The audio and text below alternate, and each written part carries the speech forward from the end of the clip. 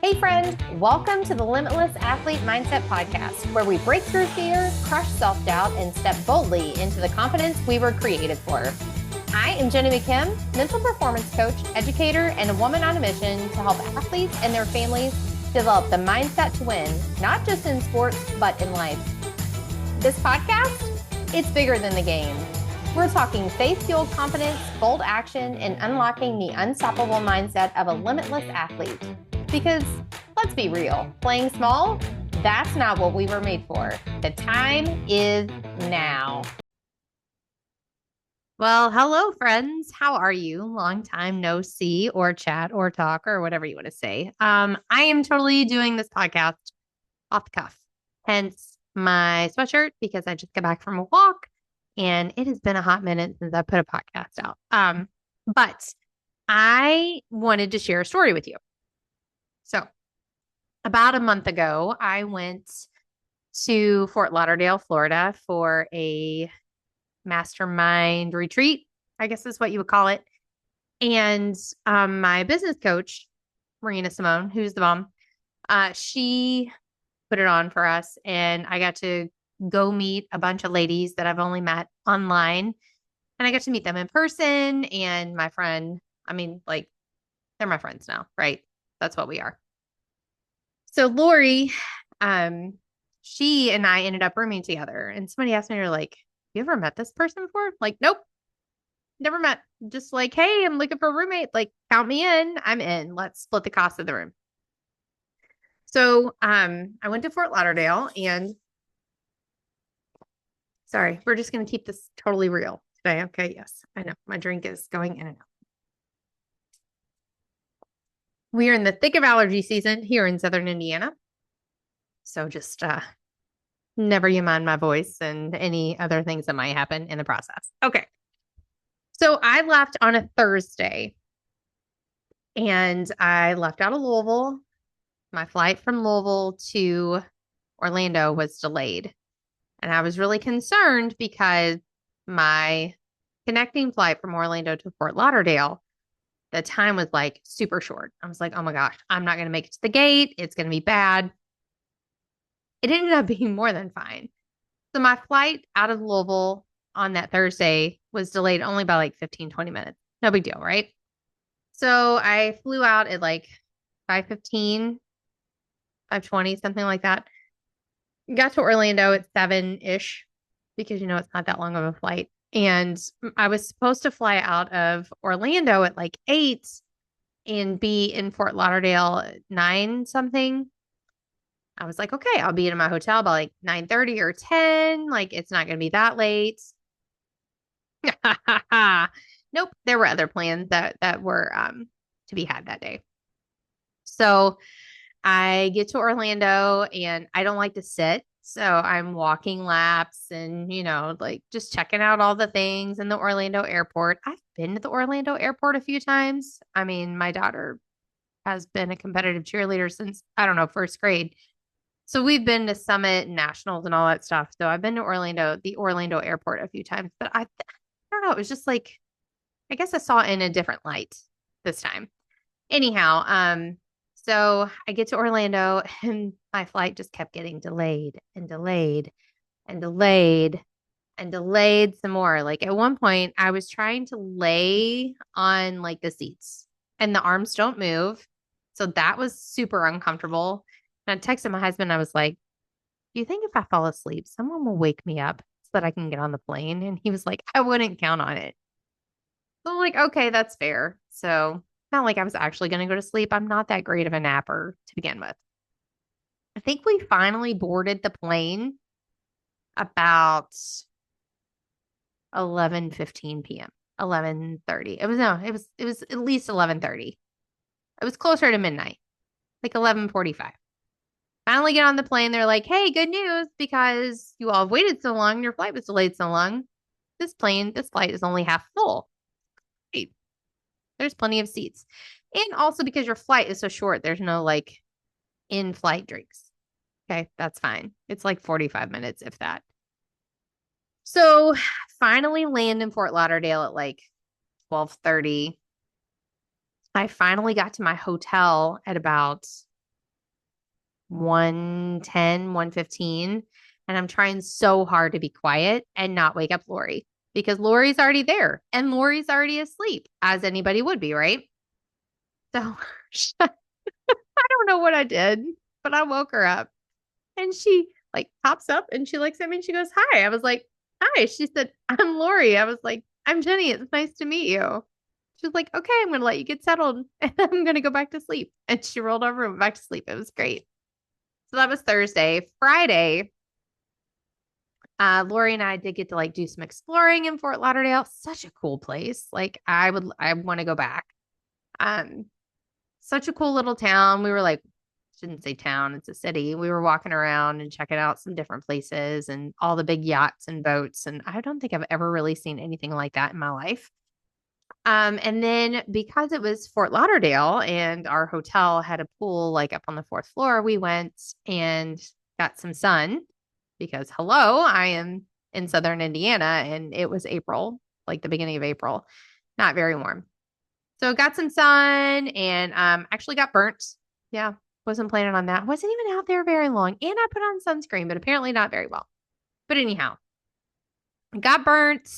Um, Went back to the hotel, got ready, like went back to the room, got ready. We had like a meet and greet that night. It was awesome. Like it was so great. Got to meet everybody and hug people that I've only seen like this, like on a screen, right? And then Saturday was all like learning and processing things and working, and so was Sunday. But it was a really, really fabulous time, like the whole time. I will say Friday night, we decided after the meet and greet, Lori, Brenda, and I decided we were going to go get dinner. And we took a golf cart ride back from the place where we had dinner, some taco place, Rocco's Tacos, I think is what it was called, and back to the hotel. And the guy that was helping us in the golf cart, he was playing some raunchy music. And I was like, I'm too old for this. Can we listen to something else, please? It was pretty funny. So anyhow, Saturday was great and Sunday was also equally amazing. I got so much out of that weekend and then you get home, right? And things happen. But I'm not home yet because I'm still there. It's Sunday. I was like, I did not come this close to the beach to not actually go to the beach and see the ocean. So we did go down after Sunday was finished. We went down and grabbed dinner on the beach and got to walk a little bit in the sand and feel the ocean water. And I've never been to a beach like that. It really reminded me, like, okay, I'm going to totally show my age. Have you ever seen the movie The Son-in-Law with Pauly Shore? I love that movie. It's so funny. But then, like, when she moves from Wisconsin or Minnesota or wherever she's from and she goes to California, that's what the beaches there reminded me of in that movie. Like there's palm trees all along the beach, there's sidewalks. Like it was really cool. But there was also a really big country music festival going on down there. So it was packed. And it was also spring break down there. So I saw some very interesting things. When I was younger, I didn't really do spring break. Also, I was married and had a child by the time I was 21. So like my life looked a lot different than most people's. Some of that was pretty eye-opening to me. Anyhow, so we went back to the hotel and packed and got everything ready. And I think I finally went to sleep at like 11:30 or 12.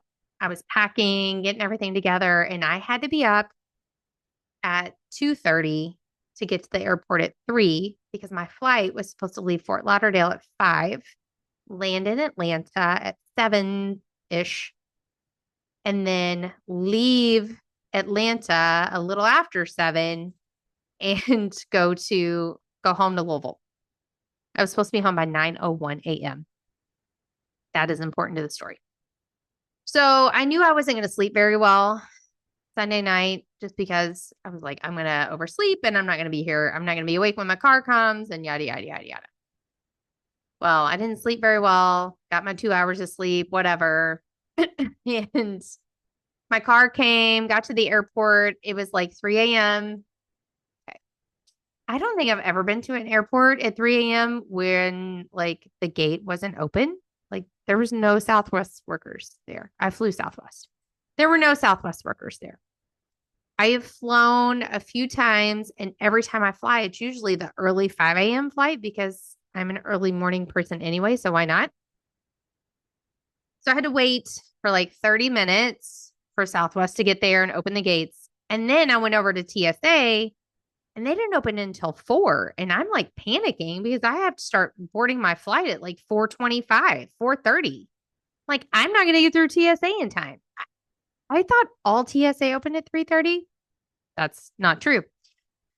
So we made it through, making friends, with there was a couple behind me. They had been delayed on their flight and they were trying to get home to Atlanta. I do believe they actually made it.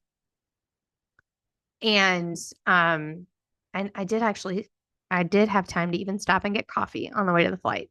So get down there, get on board. There was a couple there that was trying to get home to Louisville. I think they had been on a cruise. And so we're all, get on the flight, get to Atlanta, we land, and we can't get to the gate. Excuse me. We can't get to the gate. There's something wrong, like one of the arms wouldn't come out. So one of the gates was closed, I guess is what it was essentially. And we had to wait. So we finally, like 30 minutes later, get to the gate, deplane. And I had asked one of the flight attendants, I was like, hey, I'm really concerned because my connecting flight from Atlanta to Louisville is only like 40 minutes between boarding or like flight to flight. And she said, this same plane is going to Louisville, but because it's a different flight number, everybody has to deboard the plane and then we'll have you get back on. I was okay, fine. So basically get off the plane, get back in line because I was like a 30 something to board the plane and just got back in line. So we're standing there waiting and the Southwest worker comes on and she's like, those of you that are going to Louisville, the flight has been delayed. There was a medical emergency on board and we have to wait for EMS to come get the person off the plane. I'm like, oh my gosh, what happened on this plane? So I don't know exactly what happened, but there was a lady that looked to be my age, maybe even younger, and they took her off in a gurney. I don't know. Maybe she got dehydrated. Maybe she got dizzy. Who knows? So they get her off. And then they're like, okay, we're ready to start boarding. So we all start getting on the plane. And I personally am an aisle person. I don't like to sit next to the window because like you can feel too much. I don't like that. No, I'm not a fan. I like to like peek out somebody else's window while I'm over here in the aisle and be like, hey, can I see what's going on out there? But I don't like to sit next to the window. But I also like to be towards the front. And all of the aisle seats towards the front where I have been sitting on Southwest were taken. So I was like, all right, I'm just going to bite the bullet and take a window seat. So I asked this gentleman who was sitting there and I was like, hey, would it be okay if I slide in? And he was like, yeah, sure. So I go in and I sit down and then they're like, it's a full flight. There are going to be no open seats. Make sure that, just pick your first seat. So then a lady comes and sits in between us and we're on the plane and we're trying to get everything ready to go. And then a lady in like a row or two behind us says, I can't breathe. And we had to have a second medical emergency issue on our flight that was trying to go from Atlanta to Louisville. So then they had to bring EMS out for her, get her and her flying partner off, get their luggage off. By this point, it's already like 9:30 at least 9:30.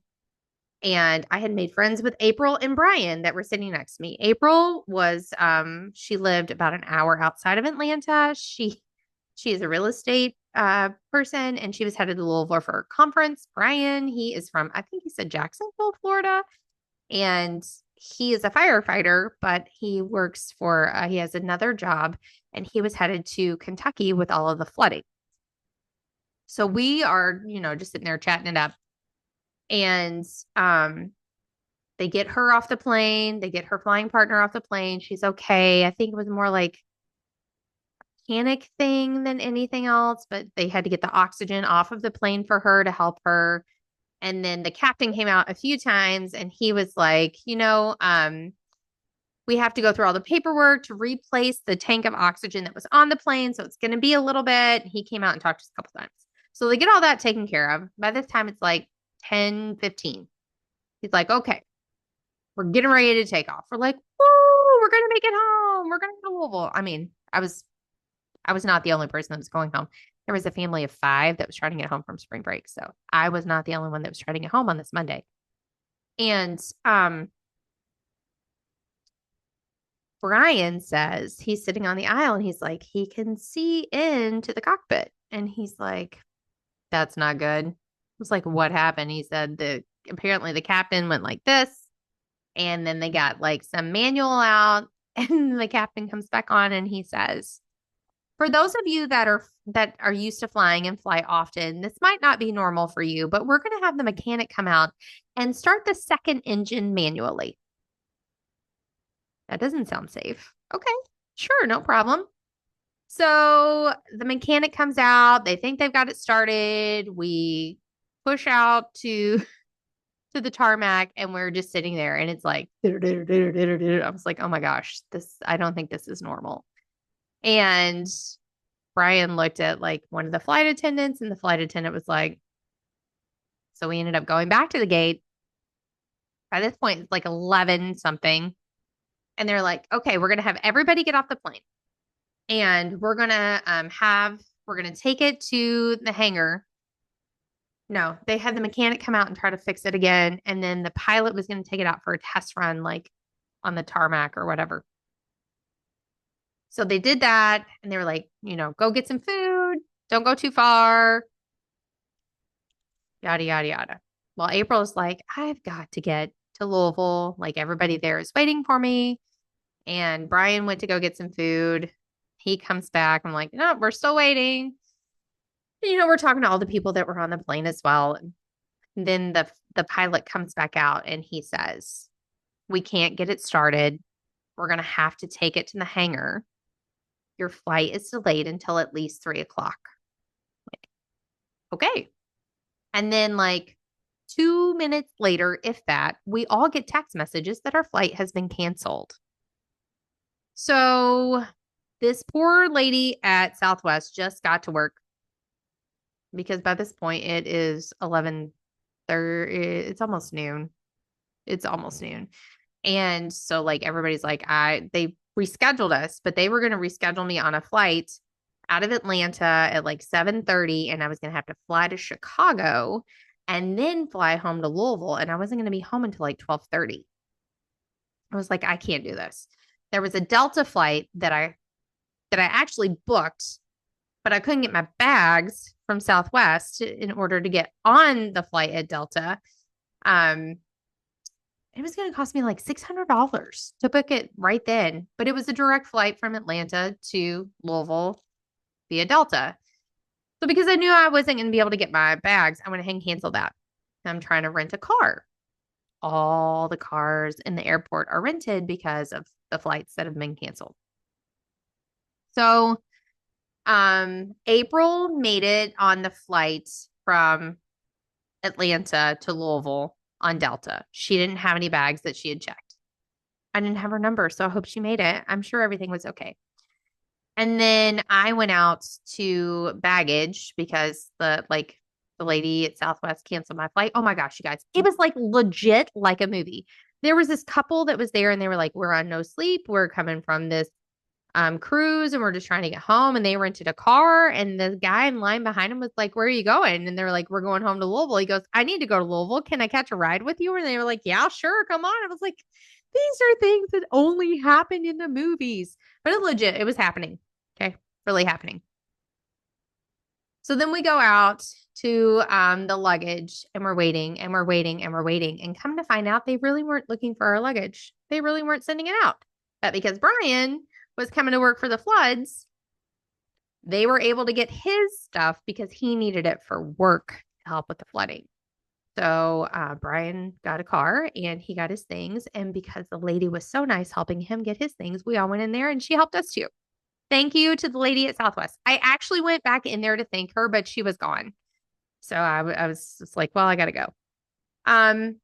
Also, have you ever been to the Atlanta airport? because I had not ever been to the Atlanta airport before this experience. And holy cow, this airport is ginormous. I am usually not directionally challenged.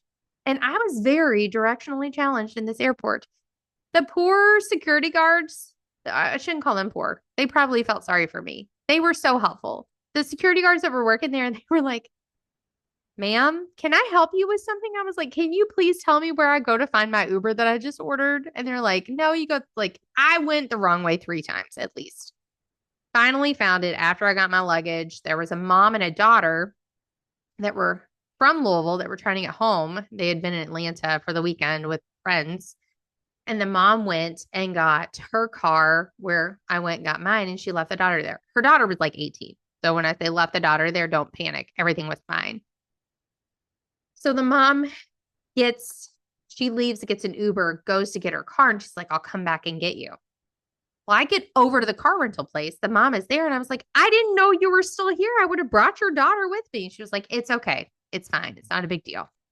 I made friends with the Uber driver. Gosh, I don't remember what his name is right now. But he was young and he had a lot of babies. And he said he was driving the Uber to help pay for the babies and be a good dad. So I was very proud of him for that. And then I get to Enterprise, and it's probably 2:30 by this point, 2:30. And the line is bananas because everybody's trying to rent a car to get home. So I get up there, and Noah is helping me. And Noah said his mama is an educator, and she is like over the ELA department for the largest school district in Atlanta. I was like, oh, she is big stuff. Yes. He was like, yeah, she is. You could tell he was proud of her. And he was so sweet and so helpful. So he took all my information, and then I went and sat back down for, I don't know, like another 30, 45 minutes. And then he called my name, and I went, oh, that's me. And I got so excited because it was like, yes, I finally get to get a car and go home. And he was like, Miss Jenny, I just love your energy. Come on, let's go out here. I'm going to help you. So it started raining while we were out there, and he put my suitcase in the trunk for me. He was like, is it okay if I sit in the car with you? I was like, yes, please don't get rained on. And he was helping me. And I said, Noah, I said, you go tell your mama she did a really good job. I was like, you are a kind gentleman. And like, I'm so thankful for your help. So I finally left Atlanta. It was after 4, like between 4:15, 4:30. And I drove home. It had like Apple CarPlay. You guys, I don't have that in my car. I have like the old school car, whatever system. Oh, I was loving it. I was checking in with Brian. He was headed to Frankfurt. He and I had been texting back and forth, just, checking in with each other, because when he went to go get food, when we were waiting, when we thought we were going to get back on the plane, I was like, give me your number. I'll text you if they call us. So, he made it to Frankfurt, and I drove home jamming out to some 90s music, called some friends. Yeah, I was actually trying to call my one friend, Callie, and because she had sent me a message and asked me if I was okay. So I was like, it's just going to be easier to call her because I'm driving. And I accidentally called my other friend, Callie. So I told this friend, Callie, like everything had happened. Well, this friend, Callie, said, I saw your Facebook post asking for prayer. And then I thought I missed a call from you, and I got worried. I was like, I'm sorry. I thought I hung up before I accidentally called you. Everything is fine. And so I started telling her the story, and she was like, oh, that's a lot. I was like, oh no, that's not even the tip of the iceberg yet. And so I told her the rest of my story, and she was like, what is God trying to teach you in this moment? I was like, I don't think that this is God. I think that the enemy is really working hard to try to make sure I'm not doing the things that I'm supposed to do because I'm about ready to level up. And she goes, oh, I really like that.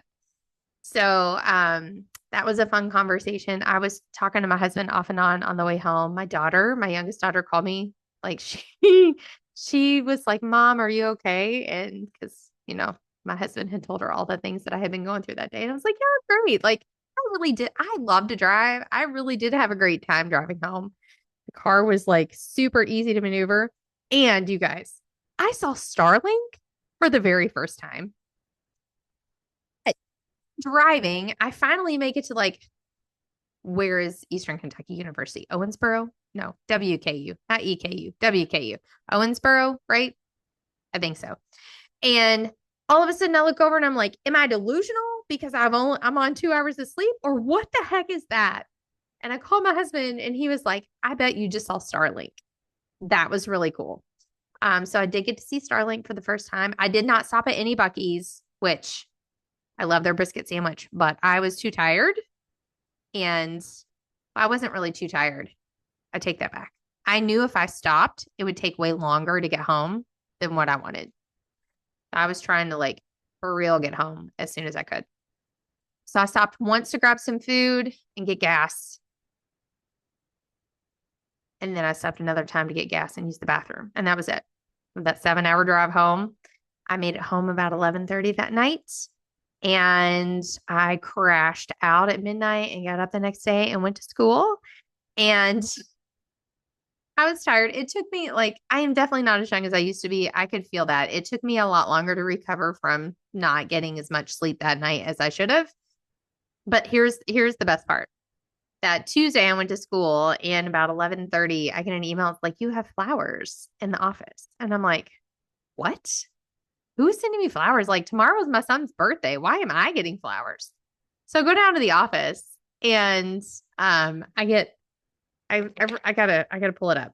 I'm not gonna be able to show you because of my background, but I have to read to you what the card says, because if not, I'm not going to do it justice. So my friend Callie, the second Callie that I talked to, she sent me flowers and they were beautiful, like happy yellow roses, and they were so pretty. And it says, sorry yesterday sucked ass. Glad you're still alive since you're my only friend. Love ya, Callie. And it's funny that she said that because when I was at Enterprise, I called Southwest to like cancel the flights that they had me booked on for that night and to get a refund because they said I could get a refund. And the lady that I was talking to, she was like, well, they use your government name. Okay. So I'm going to have to say what she said. She was like, Miss Jennifer, I'm so glad that I'm talking to you because this could have been so much worse. I'm like, hallelujah, praise the Lord. Yes, ma'am, you are correct. Like, thank you, Jesus, that we didn't get on that plane. And because the second engine wouldn't start. And while it might have been a mess, like, I think there was so much blessing in all of it. I ended up calling a friend of mine from, oh my gosh, we've been friends since like 7th grade. I was like, hey, you're just on my mind. Are you guys doing okay? He was like, yeah. I was like, I was just thinking about you. And like, I am of the age that when I'm like, if somebody pops in my mind, I need to call them or send them a message because there's a reason that they're there. So that is my Fort Lauderdale story that I said I was going to make a podcast episode about. A lot longer than my normal episodes are, but you guys, like, I came home so excited from that, and I'm still so excited. I am so excited for what is to come. I am so excited for the people that I'm going to get to help, and I am so excited that you're here. So thank you for being here. Can't wait to talk to you soon. Bye. All right, friend, that's a wrap on today's episode of the Limitless Athlete Mindset Podcast. Want to take your athlete to the next level? Check out the show notes for more details on how we can work together. Don't forget to subscribe and leave a review. And if this episode fired you up, share it with a friend and tag me so we can spread the message together. I'll see you next time. Until then, stay bold, stay limitless, and show up like the person God created you to be.